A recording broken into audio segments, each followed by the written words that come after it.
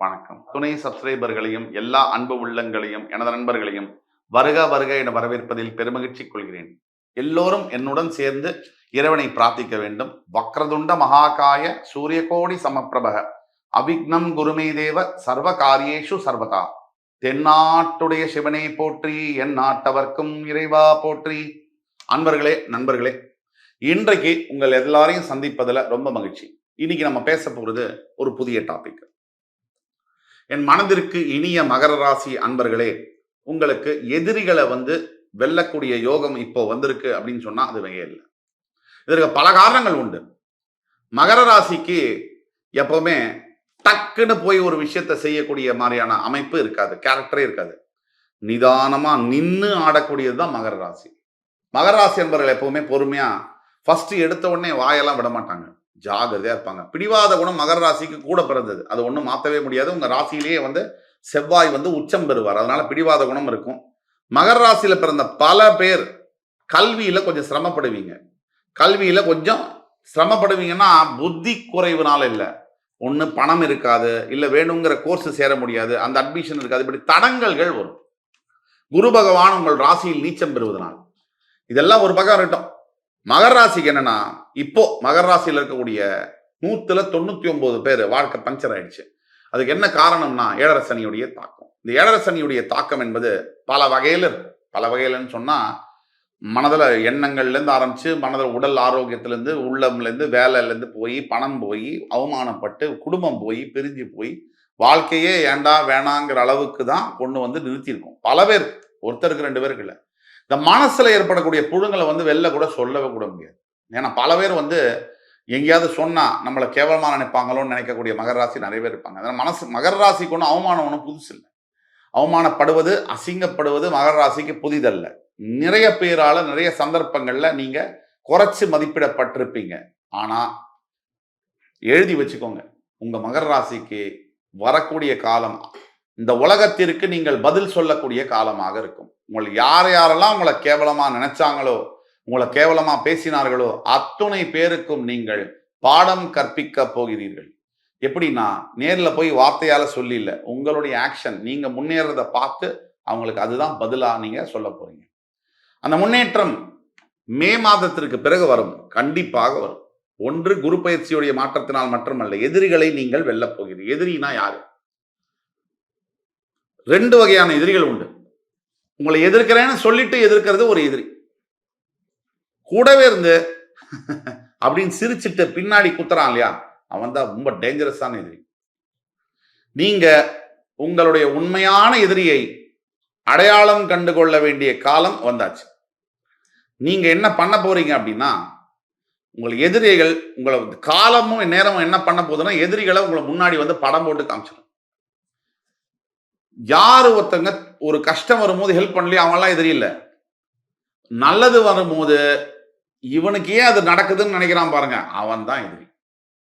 ஆக நீங்க உங்களுடைய 2ஆம் இடத்துல சனி செவ்வாய் கூட போகிறாள். இந்த வருஷம் ஆரம்பிக்கிறதுல இருந்து ஏப்ரல் 14 முதலாம் பாத்தீங்கன்னா, புத்தாண்டு ஆரம்பிக்கும் போதே சனி செவ்வாயோட தான் ஆரம்பிக்குது. வார்த்தையை மட்டும் கேர்ஃபுல்லா பிரயோஜனப்படுத்துங்க, இல்லைன்னா நீங்க மாட்டிக்குவீங்க, உங்களுடைய எதிரி தப்பிச்சிருவார். ஆனா எதிரிகளை நீங்க வெல்லக்கூடிய யோகம் உங்களுக்கு வந்தாச்சு. எப்படின்னா, 5ஆம் பாவத்துல குரு வரும்போது 9ஆம் பார்வையா உங்களோட ராசியை பார்க்கும்போது அந்த எல்லா யோகமும் வரும். என்ன யோகம்? உங்களுடைய பாக்யஸ்தானம் என்று சொல்லக்கூடிய கன்னிராசியை குரு பகவான் 5ஆம் பார்வையாகவும், உங்களுடைய லாபஸ்தானம் என்று சொல்லக்கூடிய விருச்சிக ராசியை குரு பகவான் 7ஆம் பார்வையாகவும், உங்கள் ராசியவே டைரக்டா 9ஆம் பார்வையாகவும் பார்க்க போகிறார். இதை விட ஒரு சிறப்பு இல்லை.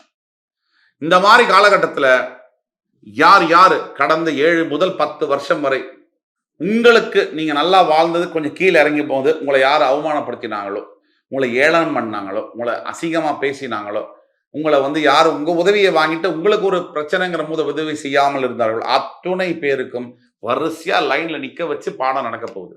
அப்படி யார் யார் உங்களுடைய எதிரிகள் என்று அடையாளம் கண்டுகொண்டு அவர்களை வெல்ல போகிறீர்கள். துண்டு துண்டாக அவர்கள் செய்த பாவங்களுக்கும் அவர்களுடைய உங்கள் மீது அவர் தொடுத்த போருக்கும் பதில் சொல்ல போகிறீர்கள். அதே மாதிரி நீங்க உங்களுடைய குரு பார்வை என்பது ரொம்ப விசேஷமான பார்வையாக வரப்போகிறது. 1, உபஜயஸ்தானத்தில் இருக்கக்கூடிய ராகு உங்களுடைய உற்ற நண்பர், அதை மறைக்க முடியாது, மறுக்கவும் முடியாது. ராகு உங்களுக்கு என்ன பண்ண போறாருன்னா, இப்போ குரு பார்வை விழும்போது 3ஆம் இடத்துல ராகு குருவுடைய வீட்டிலே இருக்கும்போது வேண்டியதை வேண்டியபடி தரக்கூடிய யோகத்துல வந்து உட்கார 7.5 சனினால எல்லாம் முடிஞ்சு போச்சுன்னு கீழே டெட் பாடியாகி புதஞ்ச மகர ராசி அன்பர்களுக்கு கூட மறுபடி பீனிக்ஸ் பறவையை போல எழுந்து வந்து நீங்க எதிர்களை பந்தாட போகிறீர்கள். இதுதான் சத்தியம். இப்போ நீங்க செய்ய வேண்டியது ஒண்ணுதான், கொஞ்சம் நிதானம். பேச்சுவார்த்தை, நான் சொன்னேன் 2ஆம் இடத்துல சனி செவ்வாய் சேர போறாங்க. பேச்சுவார்த்தையில ரொம்ப ரொம்ப ரொம்ப கவனமா இருக்கணும். நீங்க விகல்பம் இல்லாத ஏதாவது சாதாரணமா பேசினா கூட அது தவறா முடியும். அது மூலியமா மிகப்பெரிய பிரச்சனைகள் வரலாம். பேசாம இருங்க, கண்டிப்பாக உங்களுக்கு நல்ல காலம் இருக்கு. இப்போ ஆபீஸ்லயா இருக்கட்டும் இல்ல வீட்லயா இருக்கட்டும், பேசுறதை விட எல்லா பாஷையிலையும் இருக்கக்கூடிய அத்தனை வார்த்தைகளை விட பவர்ஃபுல்லான ஒரு விஷயம் என்னன்னா மௌனம். இந்த மௌனத்தை நீங்க கடைபிடிக்க இந்த அடுத்த ஒரு 4-5 மாசத்துக்கு உங்களுக்கு வாழ்க்கை என்பது கம்ப்ளீட்டாக மாறும்.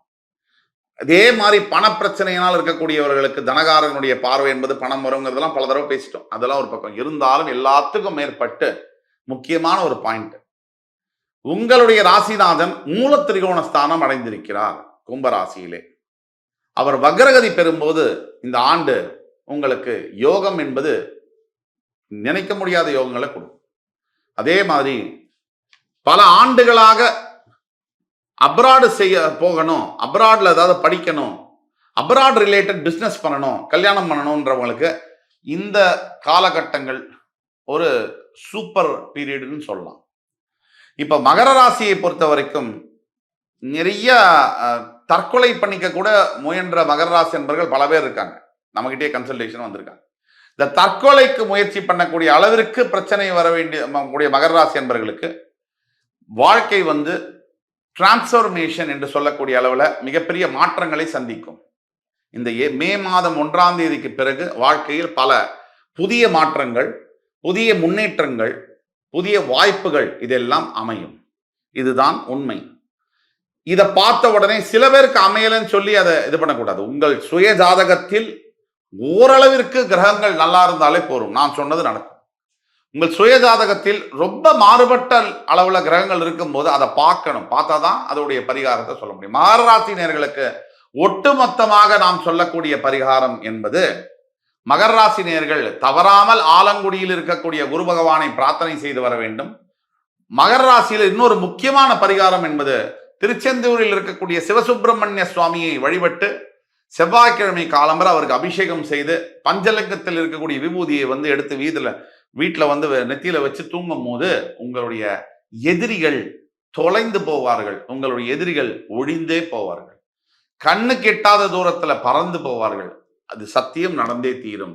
எம்பெருமான் முருகப்பெருமானின் அருளில் அத்துணை மகர ராசி அன்பர்களுக்கும் வேண்டிய அருளை வேண்டியபடி எம்பெருமான் வழங்குவார் என்ற நம்பிக்கையுடன் அடுத்து வரும் காணொலியில் மறுபடியும் உங்கள் எல்லோரையும் சந்திக்கும் வரை உங்களிடமிருந்து விடைபெறுவது உங்கள் சுபாஷ் பாலகிருஷ்ணன். நன்றி, வணக்கம், வாழ்க வளமுடன்.